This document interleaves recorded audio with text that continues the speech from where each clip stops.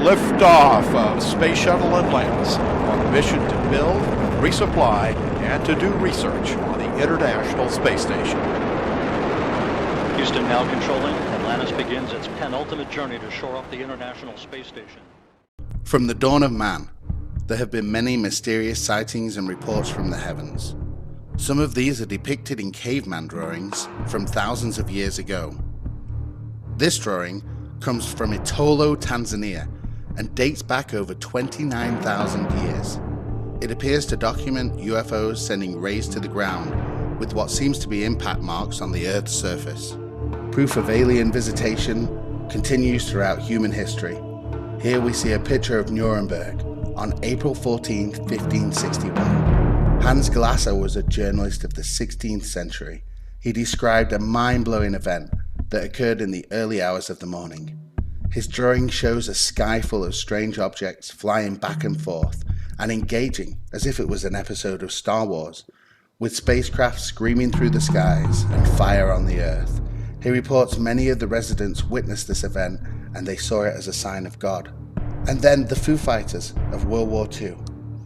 Thousands of pilots reported mystery orbs buzzing their aircraft while on bombing runs and patrolling the skies above Europe. This phenomena frightened both the Allied and Axis forces into believing the other had developed a secret weapon in a time where technology had been moving forward with a destructive rate. In fact, Churchill himself was inquiring into the subject, and it's believed he ordered a cover-up through fears of widespread panic. His memo here reads, "What does all this stuff about flying saucers amount to? What can it mean? What is the truth? Let me have a report at your convenience." Signed, Winston Churchill. 1947, Roswell. Arguably history's most debated UFO event. General William H. Blanchard ordered his press office to release a statement announcing a flying disc recovered from the desert of New Mexico, but 2 days later rescinded the claim. The cover-up began, military this time stating the wreckage recovered was a high-altitude weather balloon. How military, including a 4-star general of the Air Force, could not distinguish the difference between a weather balloon and an alien craft just 2 days prior is almost as big a mystery as Roswell itself. As we move through modern times, the UFO phenomena has become a movement, with millions of people witnessing strange aerial phenomena. Technology looks to answer the age-old question, who or what is this phenomena? My position now, I think, is that I believe that about 5% of these things are interplanetary, that is, they come to us from a world outside our planetary system, and that some of them are in fact inhabited by intelligent beings of some kind, and some look as if they're remotely controlled. The 5% rule has become the status quo for the UFO phenomena. This refers to the amount of sightings reported to those that are thought to be real. This catchphrase can be tracked back throughout modern UFO history.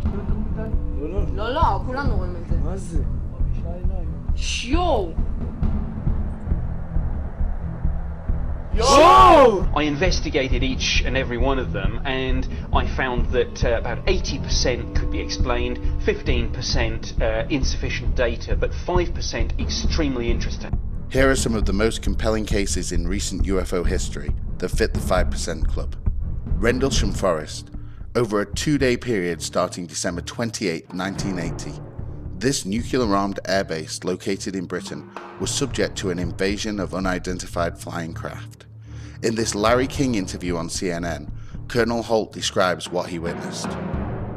The next series of events. While we were in the field investigating, and we were actually looking for maybe burn marks on the ground from what was apparently dripping off this object, we noticed 3 objects to the north in the sky. They initially were elliptical.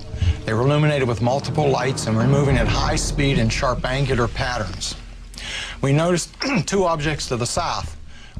One of them approached us at very high speed and sent down a beam. I would equate it now to a laser beam at our feet. Who's the we, Colonel? There were 5 of us. I took 5 people out to investigate. What did your command superiors say? At that time, my superiors were silent. It was 2 or 3 o'clock in the morning. I was communicating with the command post, I did take an audio tape. In fact, I brought the original tape recorder with me. It's a little linear tape recorder that I carried around the base. And I made a tape recording which is about 15 or 20 minutes long. It's rather famous now. And did you play it for them? Oh, definitely. I played it the next day. What did they say? Well, my boss took it to the 3rd Air Force commander to the staff meeting the following Wednesday and played it for the staff. The reaction of the staff, from what I'm told, is they didn't know what to do. And the general at that time said, well, it happened off the installation. It's a British matter. Let the British handle it. We found a small blast, what looks like a blasted or scruffed up area here. We got very positive readings. What we assume is a landing site, all having abrasion, facing in the same direction towards the center. Never seen a pine tree that's been damaged react that fast. The indentations look like something twisted as it got, as it sat down on them. Looks like someone took something and sat it down and twisted it from side to side. Very strange.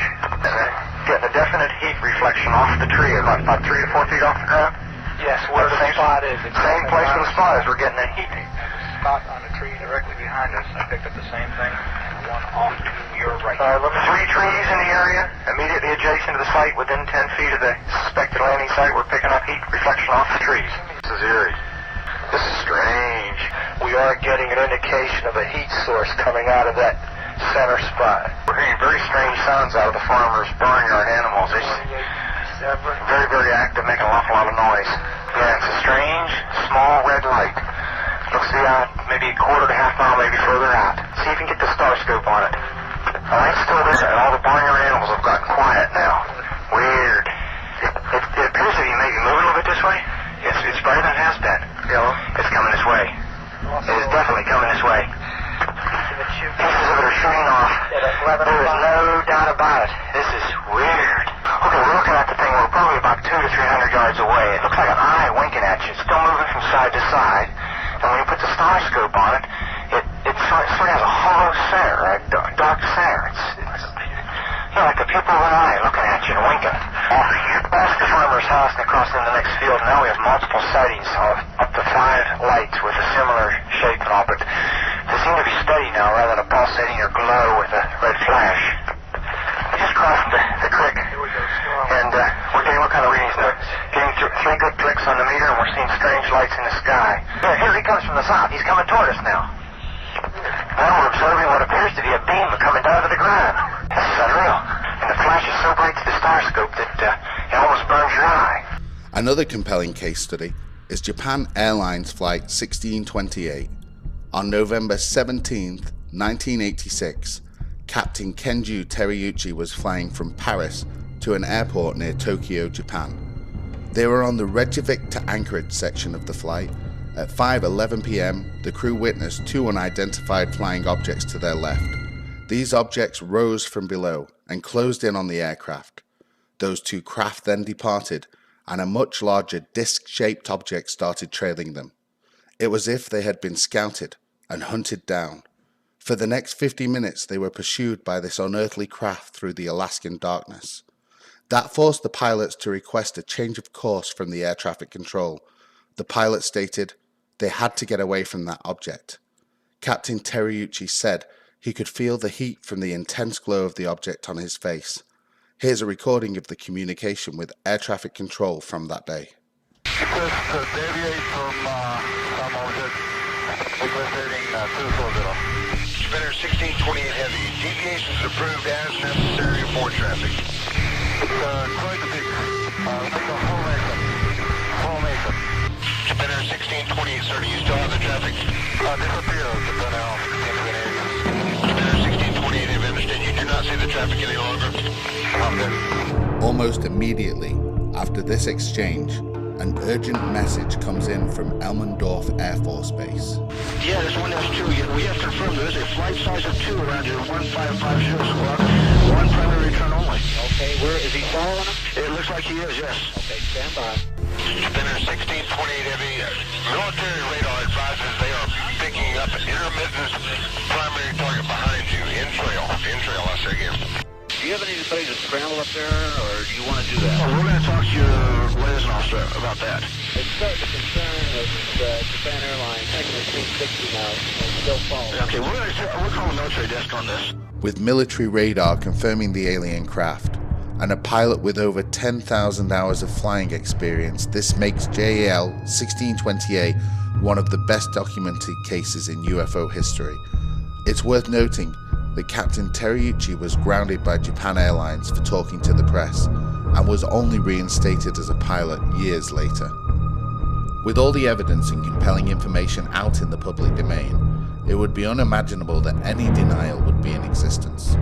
Yet the very force that the people lock into power continues to subdue vital information on the very subject that could well unlock humanity's destiny. The cover-up dates back years. In 1952, General John Sanford held a press conference after government research into the subject of UFOs. I am here to discuss the so-called flying saucers. The Air Force interest in this problem has been due to our feeling of an obligation to identify and analyze to the best of our ability anything in the air that may have the possibility of threat or menace to the United States. In pursuit of this obligation, since 1947, we have received and analyzed between 1,000 and 2,000 reports that have come to us from all kinds of sources. Of this great mass of reports, we have been able adequately to explain the great bulk of them, explain them to our own satisfaction. We've been able to explain them as hoaxes, as erroneously identified friendly aircraft, as meteorological or electronic phenomena, or as light aberrations. However, there have been a certain percentage of this volume of reports that have been made by credible observers of relatively incredible things. It is this group of observations that we now are attempting to resolve. Our basic difficulty in dealing with these is that there is no measurement of them that makes it possible for us to put them in any pattern that would be profitable for a deliberate, custom sort of analysis to take the next step. We have, as of date, come to only one firm conclusion with respect to this remaining percentage, and that is that it does not contain any pattern of purpose or of consistency that we can relate with to any conceivable threat to the United States. We can say that the recent sightings are in no way connected with any secret development by any department of the United States. The government deception continues even today. In an official statement from the Obama administration on the subject, they state, "The US government has no evidence that any life exists outside our planet, or that an extraterrestrial presence has contacted or engaged any member of the human race." The question has come up in several White House press conferences over the years, and the misinformation, joking, and stigmatizing continues. Or a joke. Maybe it has. Part of a grand conspiracy. I'm not aware of any plans the president has to make public any information about this, but does he feel he's gotten to the bottom of it? Well, I know that he has joked publicly before about one of the benefits of the presidency is having access to that information. I don't know whether or not he has availed himself of that opportunity, but if we have more on this, we'll let you know. At night, under cover of darkness. Potentially. But this is no joking matter, and although planet Earth's only superpower refuses to acknowledge the evidence other world governments have, the Mexican government released this footage of unidentified objects tracked by their fighter jets on March 5, 2004, 11 UFOs invading their sovereign airspace. Y van a una velocidad, pero 1, 2, 3, 4, 5, 6, 7, 8 en la pantalla. Síguelo, no lo cierres. And in 2016, the Chilean government declassifies and releases footage taken from one of their Navy helicopters. Twice during the encounter, the UFO ejects an unknown material into the air, which is only visible on the infrared spectrum. To the naked eye, the object itself is barely visible. The substance it expels disappears straight into the clouds. Many experts, including aeronautical engineers, were unable to explain this unidentified flying object. Even the British are at it.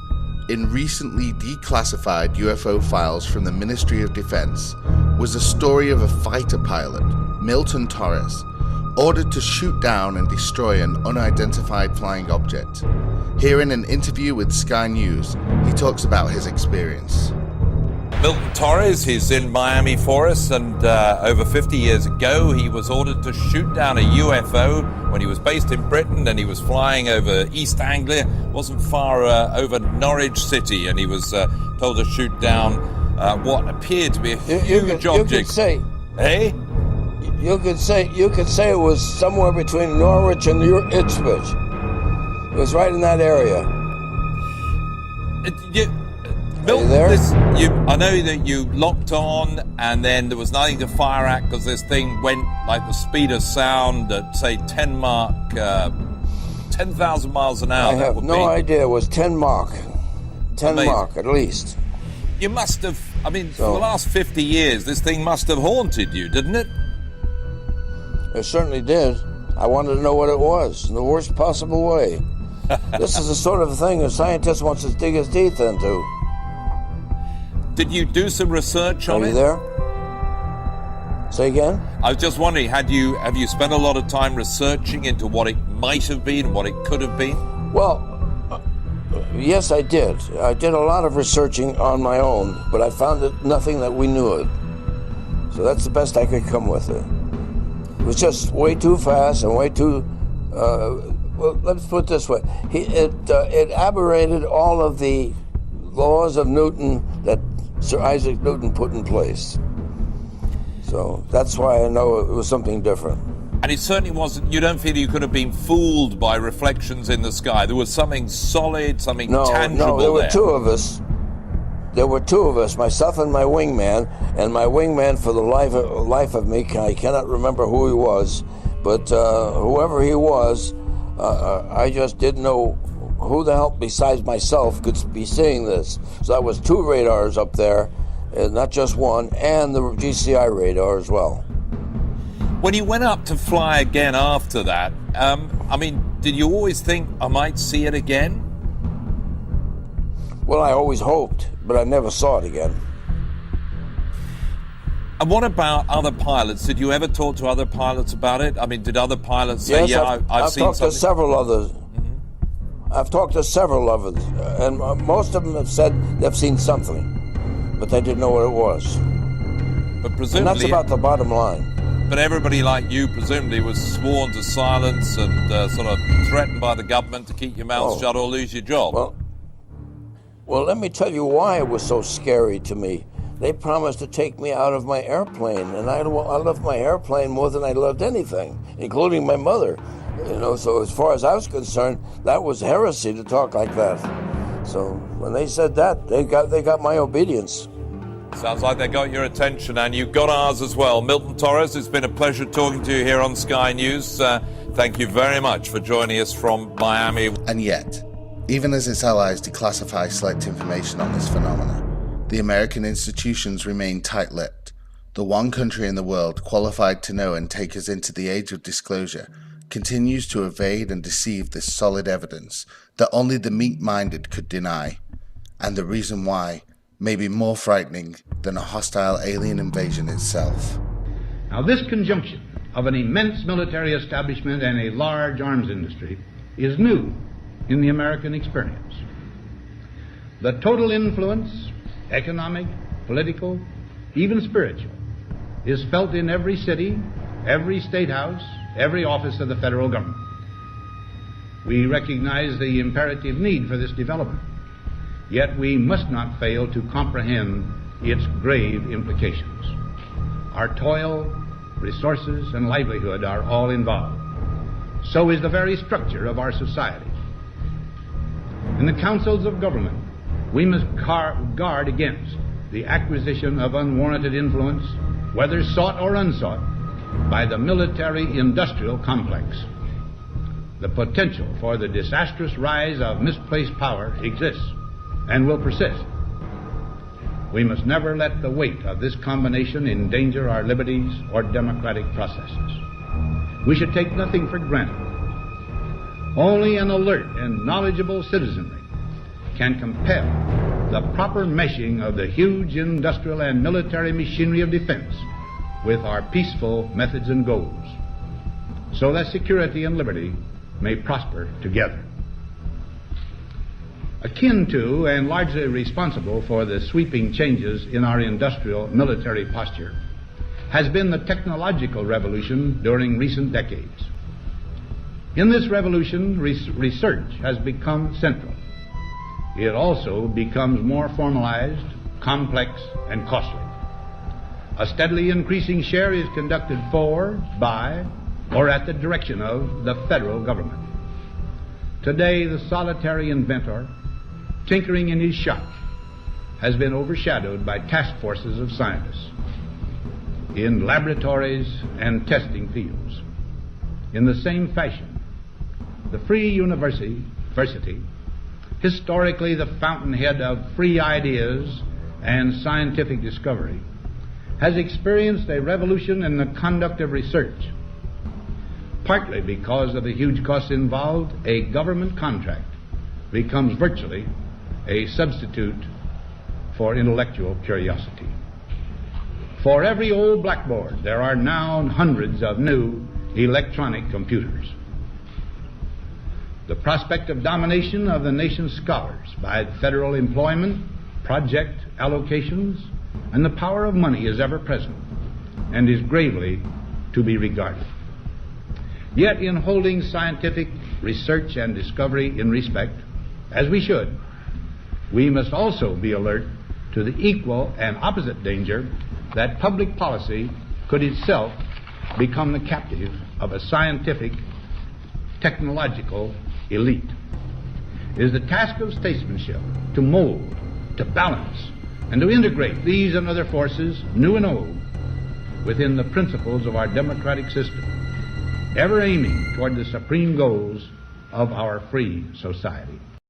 In 1997, talk show host Art Bell received this disturbing phone call from a man claiming to have worked at Area 51.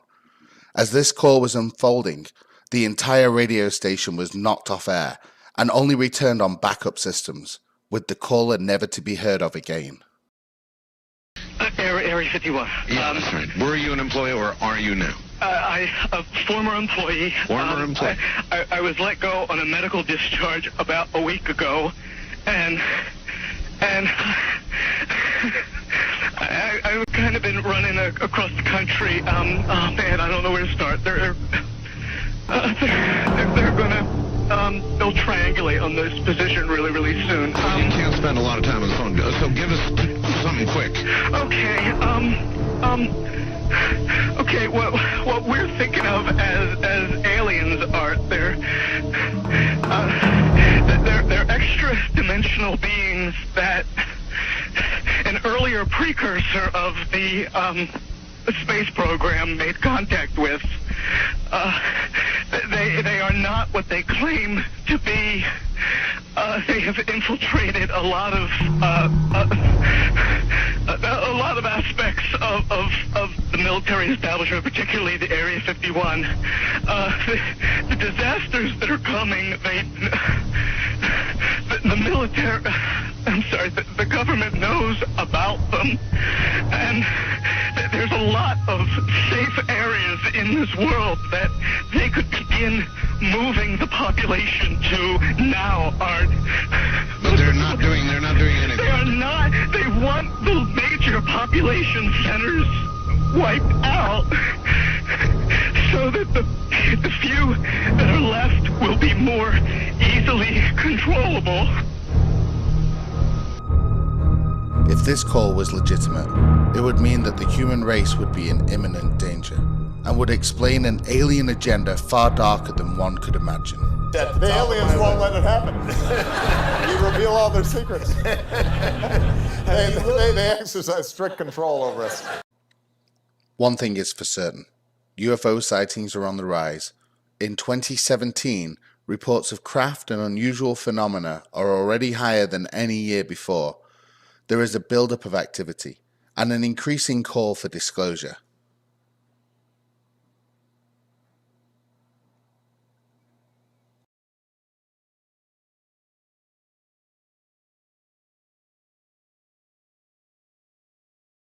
with even past presidents now alluding to something locked away deep inside the circle of secrecy.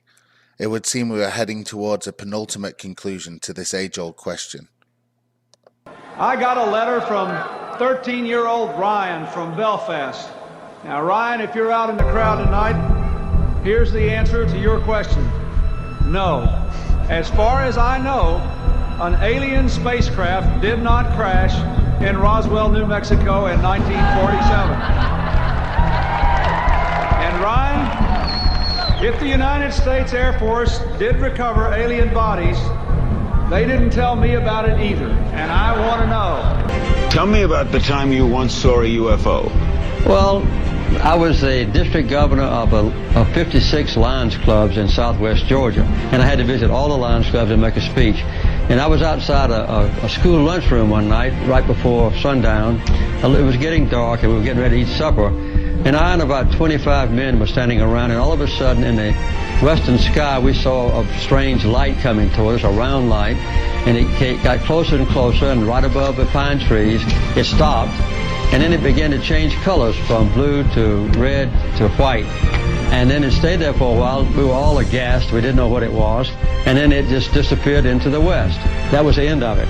So it was a genuine UFO in that it was an unidentified flying object. It's time to prepare. The baton is now passed to you, the believers, the knowers, the truthers. Share this movie on to friends and family, and to anyone who will listen. And don't forget, join us on our journey of disclosure.